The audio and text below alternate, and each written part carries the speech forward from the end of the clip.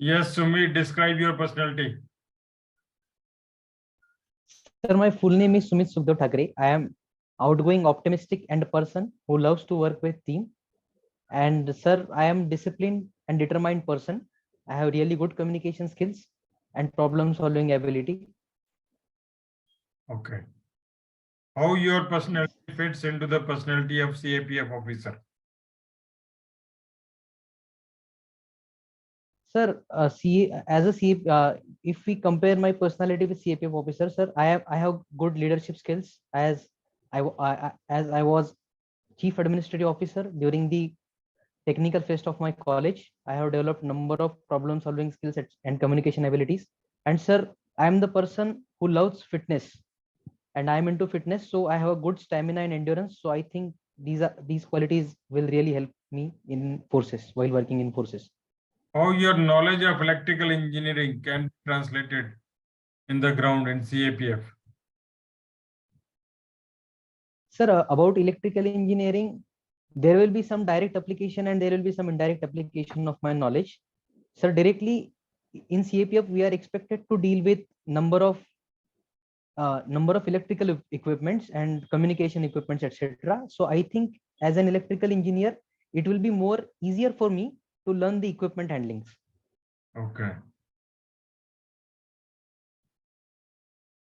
There is recruitment in the engineering branch also for electrical engineer and civil engineers. So did you apply for that in CAPF? No, sir, I haven't applied. Interested in the engineering branch itself?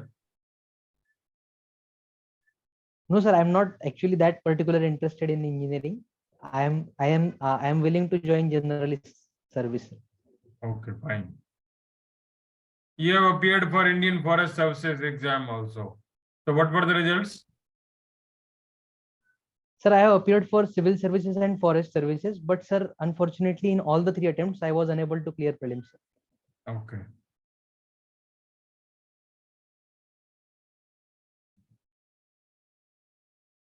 Describe about your district you belong to. Sir, I belong to Buldana district of Maharashtra, and this district is the part of the Vidarbha region of Maharashtra. And my district is famous for, sir, the Lonar Lake, which is created due to the meteorite impact. Apart from this, sir, one of the our district has one special cultural center, that is Shegaon of Sant Gajanan Maharaj. For that, my district is famous, sir. Okay. So how the farmers of Marathwada district are affected? What is the distress problem? Sir, the distress among the farmers in the regions of Marathwada is due to the fact that it is the geography of Marathwada. The region is located in the leeward side, and hence there are droughts, and the water storage is not that efficient as compared to the Western Maharashtra region. And sir, apart from this, sir, there are less number of non-farm sector opportunities in these regions. So that's why, sir, the farmers are stressed. Okay.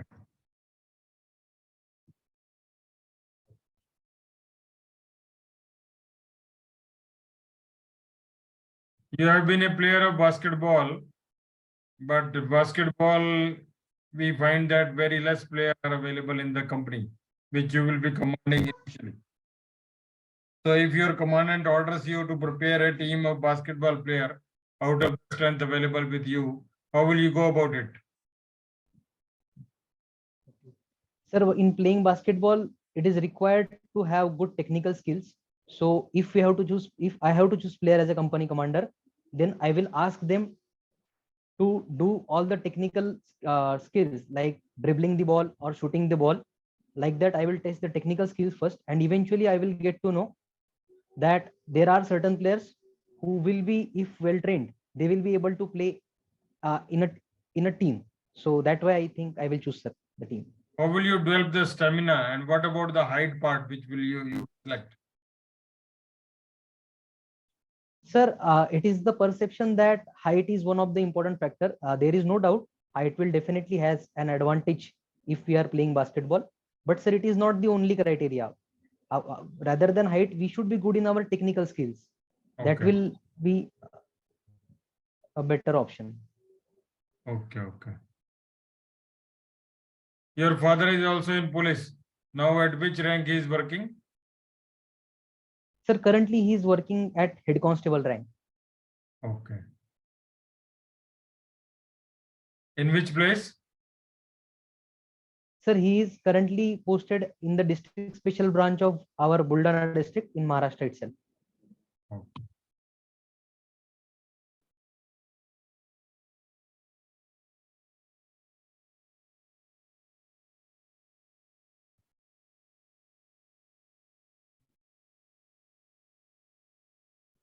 What kind of difficulties India is experiencing in evacuation of Indian citizens from Sudan?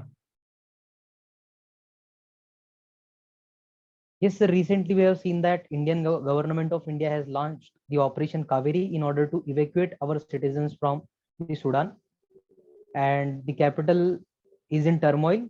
So it is getting difficult to trace our public and to call them at the one place. So that is the major difficulty we are facing, sir. Okay. Any other difficulty we are facing? Sir, at this point, I don't know any other difficulty, sir. I'm not able to recall. Most important part is the logistics. How to arrange logistic for the citizens of India who are spread across the Sudan and bring them to sea port or airport. Yes, sir. Have logistics. Okay, sir. Logistics. I As will take a the note of it, sir. United States, France, UK, Germany, those who are able to fly their vehicle in the Sudan, we are taking their help. And once they come to airport or seaport, then we have got our aircraft and sea vessels to Ships. bring them back. Yes, sir. Okay. So now next question is related to Sudan also. I was reading something in the newspaper that almost 1.5 crore of Indians are settled across the world. Almost they are spread in all parts of the world. And then we have got almost 1 crore tourists who are also moving from place A to place B in the world, Indian tourists. So these kind of flare up keep on happening every month. Yesterday there was problem in Ukraine, now it is in Sudan. Sometime it was in Gulf. India carried out biggest evacuation operation in the Gulf in 1991. Yes, sir. I think that we need a specialized task force to tackle to this kind of contingency. Yes, sir. We can establish one, but even if we consider our present system, we are using the army personnel and Indian Air Force personnel along with the Navy personnel. They are very much capable of doing this job, sir. Apart from this, sir, we can also take help of the Central Armed Police Forces. They are also well equipped in order to deal with this such kind of contingency situations.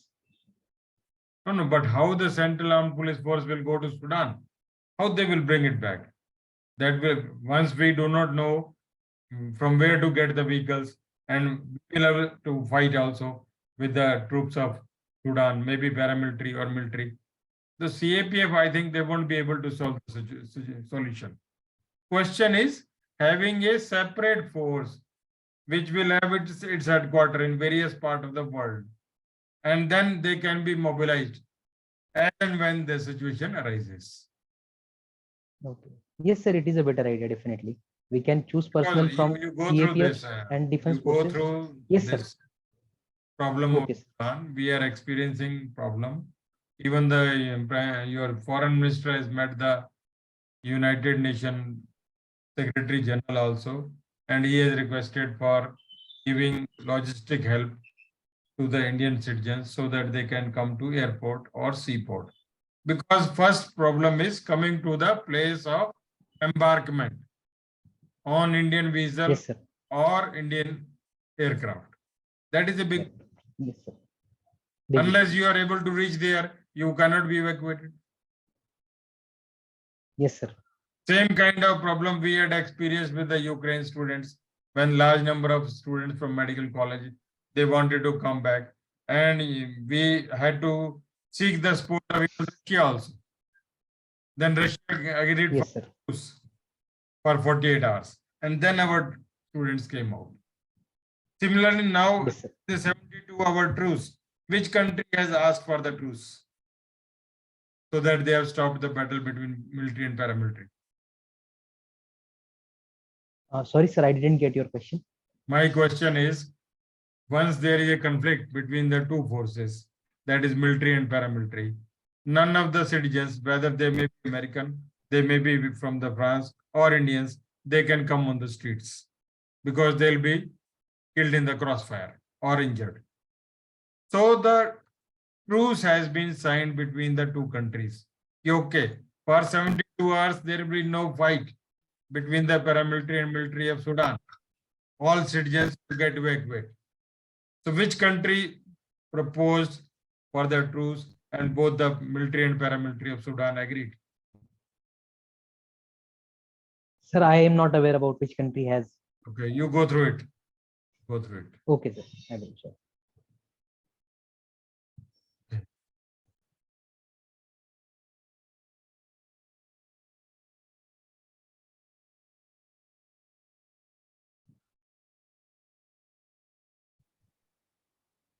What is your preference in the CAPF?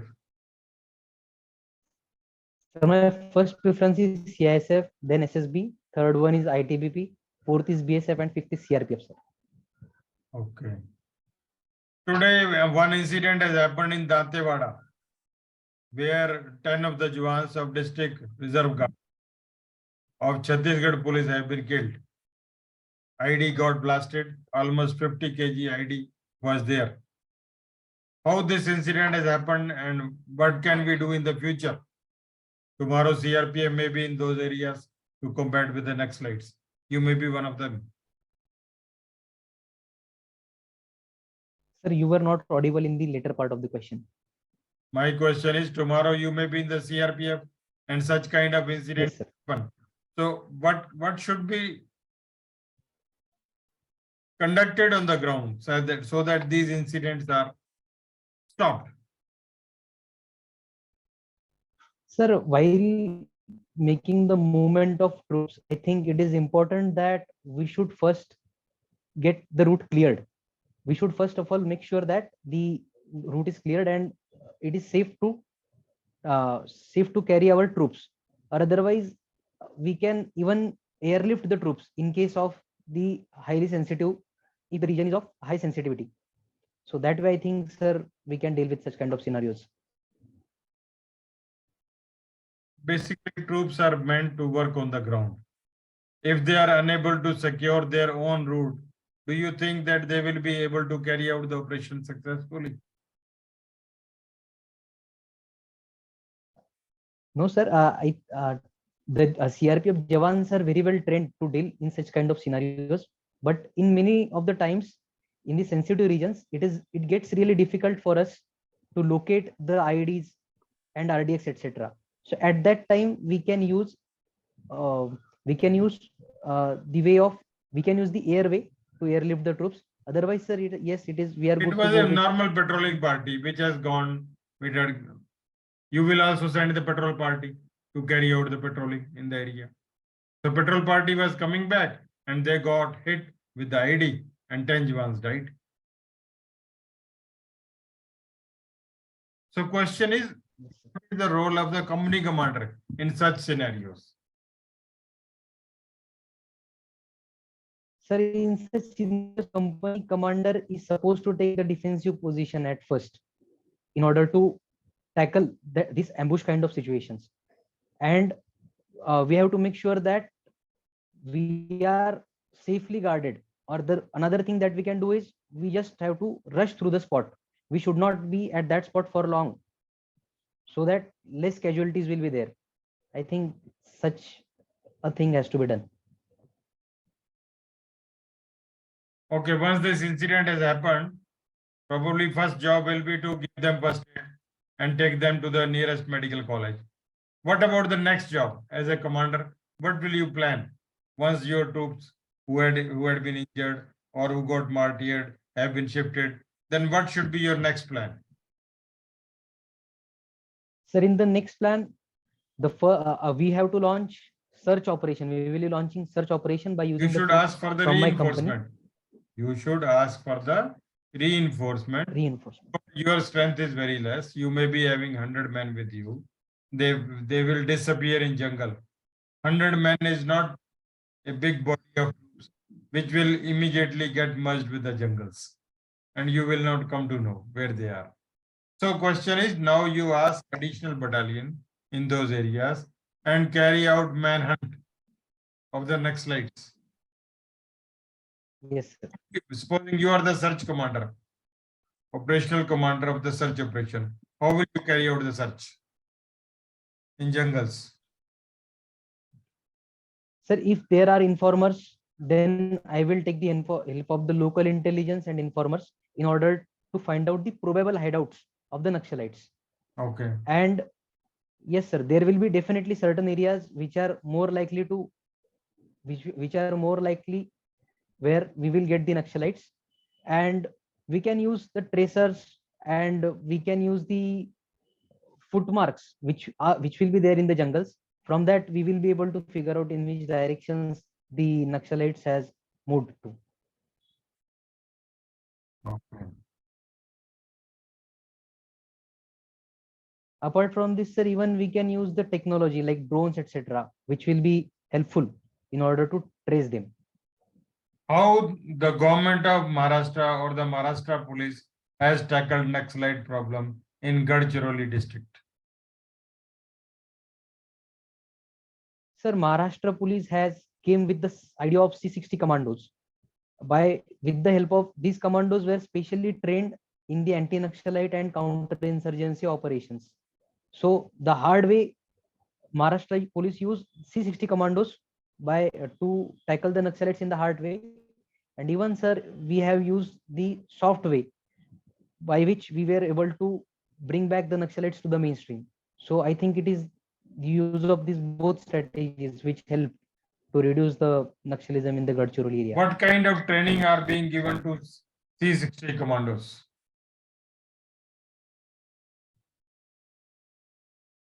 Sir, C60 commandos are exposed to various uh, various real like scenarios where they will be where they are trained to deal in the difficult situations. They are trained in the jungle, and even there is counter-insurgency and anti-Naxalite and counter-insurgency school where this kind of special training is given. Okay. Supposing you have carried out operation in the Dantewada in Chhattisgarh and militants are able to proceed towards Odisha, and you carry out operation in Odisha and they move to Maharashtra side. So how will you control the whole area then? Sir, yes, this is the most remarkable problem whenever we are talking about the Naxalites. The border are really porous, and the region of Dantewada, Maharashtra, etc. are in that contingent region only the Naxalites are using their hideaways. So at this time, sir, we have to bring in the synergy of across the police of the different states. We have to inform that such kind of incidents is happening, and there may be terrorists, there may be Naxalites who may be probably shifting to the districts of Maharashtra, etc.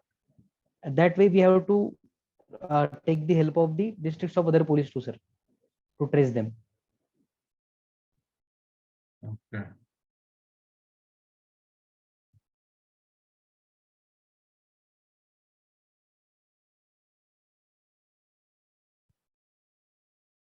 These are the operations we will be launching.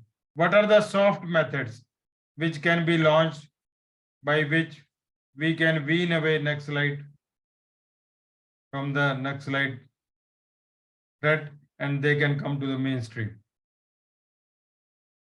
Sir, yes, in the soft way, we should first appreciate that they are the citizens of India. And in order to bring them to the mainstream, first of all, we should learn about kind of problems that they are facing. because sir, the government is not even able to give them the basic amenities that they are entitled to, the basic infrastructure like drinking water or roads, connectivity, etc. So we should ensure that, sir, first. Then apart from this, sir, we should respect their culture. This will be a really important part, that if we are meeting them, we can greet them in the way they greets each other. Then while going to their homes, we can just remove the chappals, etc. These kind of soft things, I think, will be able to help to bring them to the mainstream. Okay. What are your hobbies?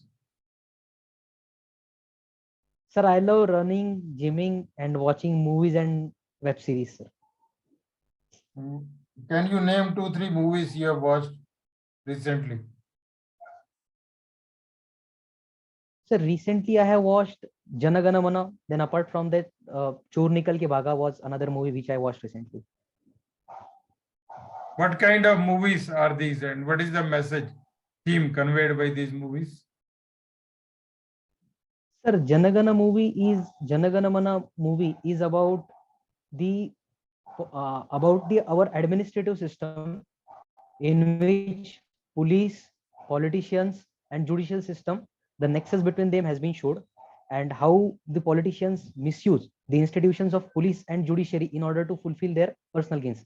That is the message given in this Janagana movie, basically.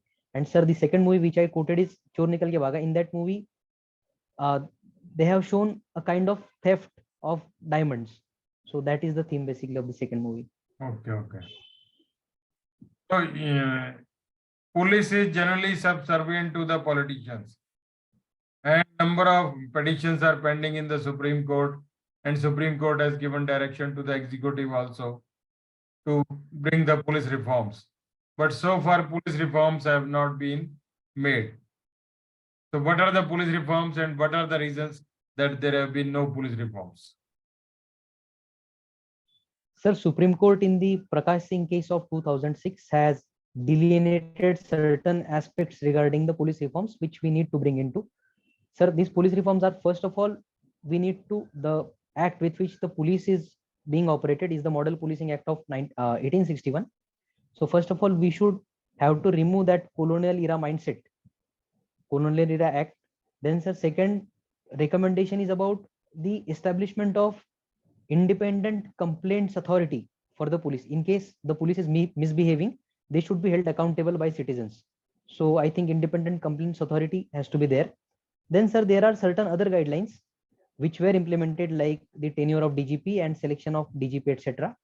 And sir, the most important thing why we are not able to bring these police reforms in reality is the political will, sir. We are required with a strong political will and a really committed leader in order to bring in the police reforms, because the police politician nexus is the most fundamental root cause in the entire policing system and the criminal justice system. Okay.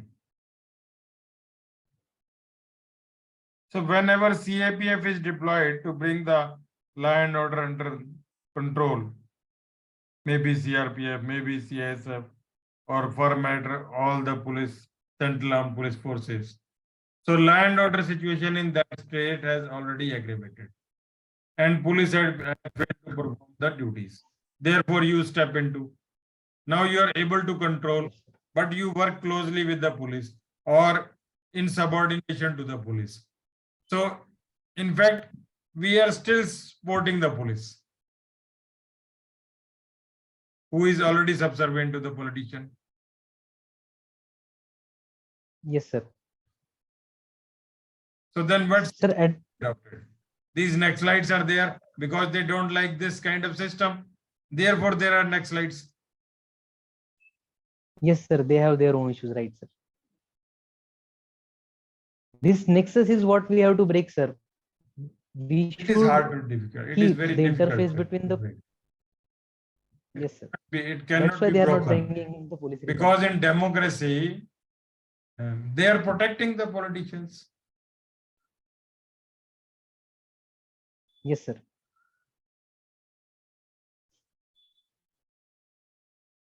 Political masters are the masters of bureaucrats.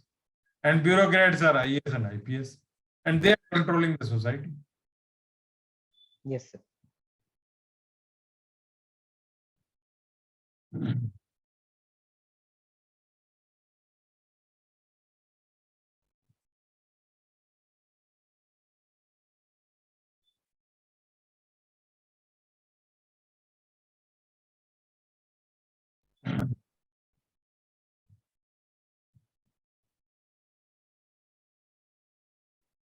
What kind of challenges will you be facing once you join officer in Indo-Tibetan Border Police? Sir, the first challenge I think is the geography. The geography is really harsh. The temperatures drop up to -50, -60 degrees Celsius. So geography will be the first problem. Then, sir, second problem is the Chinese intrusions, the frequent Chinese intrusions. That will be the second problem. And third problem is, sir, we have to take care of our Jawans. So we have to make sure that they are being available with the adequate resources, and we have to ensure, I would have to ensure that no such incidents of suicide or fratricide will occur in that place, Okay. as the job will be stressful. If I say there are more challenges on LOC than in LAC, am I justified? Sir, I think both the problems are unique in their nature, and each one is having the different sort of problems. But as far as as far as my opinion, we have more problems at LOC from Pakistan than from the LOC. This is my personal opinion, Correct. sir. Because it is in China case, you are simply dealing on the border and the problem is over. And Yes, sir. even if the Galwan clash is there, we have not fired the weapons. Yes, sir. No weapon was fired in Galwan clash. Even Doklam case, no weapon was fired. But in LOC, Yes, sir. firing from both the sides, both the military fire on Yes, each. sir. Then these militants or non-state actor, in the terminology of Pakistan, they come to up to Pathankot and attack your airbase. Yes, sir. So the means now you can see the reach of these persons is to the two states, that is Kashmir and Punjab. Yes, sir. So even if you leave the border, you are still not safe while coming towards your own state. So Yes, sir. there are more challenges on the LOC in comparison to LAC. Yes, sir.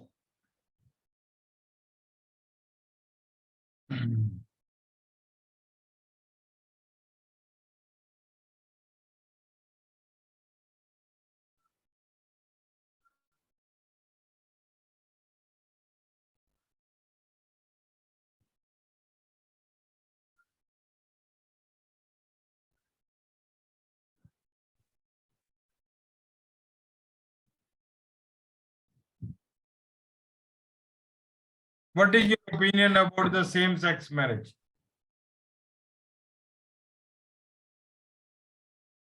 Sir, same-sex marriage now, I mean, the institution of marriage is changing, and here comes the new paradigm of the same-sex marriage. And sir, slowly, gradually, we are getting more liberal, and I think the Honorable Supreme Court, the matter is still pending with the Honorable Supreme Court, and it is evaluating the credibility or uh, the prop the I mean, it is figuring out whether it should be made legal or not in our country, sir. I am asking your own opinion, your personal opinion. We are not interested in the Parliament or Supreme Court, what kind of laws they are going to enact about it. As a normal citizen of the country, what is your opinion? Sir, I think it should be made legal, as we have even recognized the rights of LGBTQ plus community. So, and if we see at the global level, various countries like US, Canada, etc., have made them legalized. So I think uh, it will be appropriate to approve them. What will be the advantages and disadvantages if we make it a legal one? Sir, the advantage will be the rights of the rights of those couple will be getting recognized, and they will be treated at par with the other marriages which are there, which are happening in India. And sir, disadvantage is it will be like questioning the institution of marriage. Like earlier, the marriage is seen to be a union between a male and a female. So now this institution itself is changing, and sir, it may hamper the way we will be upbringing our future generations. So I think these things will be there. And what about the succession of property or divorce? How will you tackle it? Sir, yes, these are the real issues that we'll be facing, but at this point of time, I am not aware how we are going to handle this, sir. Okay. I haven't read enough on it. Okay, okay. Means once you are giving opinion, you should have a few ideas about it also. Because they won't be. Yes, sir. Actually, I should have. So how the property will be transferred? Who will be the owner of their property? I think, sir, once they are made legal, then we have to establish another law in order to deal with such kind of issues. And I think after after the Supreme Court judgment, Parliament will be asked to frame laws in this regard. They can be given adoption rights, right to adopt. Yes, sir. That will be better if we are more interested in the succession of properties. Then the adoption law should be given to them. Yes, sir. It can be given.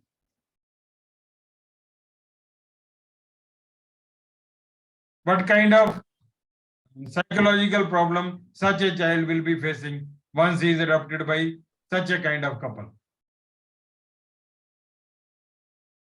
Sir, it will be really difficult for such child to I mean, in his socialization process, it will be difficult for him to tackle the society, his peers, maybe at education. During education, it will be difficult for him to face such kind of situations, because sir, this is just the starting point, and we are altogether planning to bring in the new institution of new kind of marriage. So I think the psychological trauma will be definitely there, in at least in the early ages of the child. Definitely, definitely. Okay. Let us close the interview and then talk. Thank you. Okay, sir. Thank you, sir.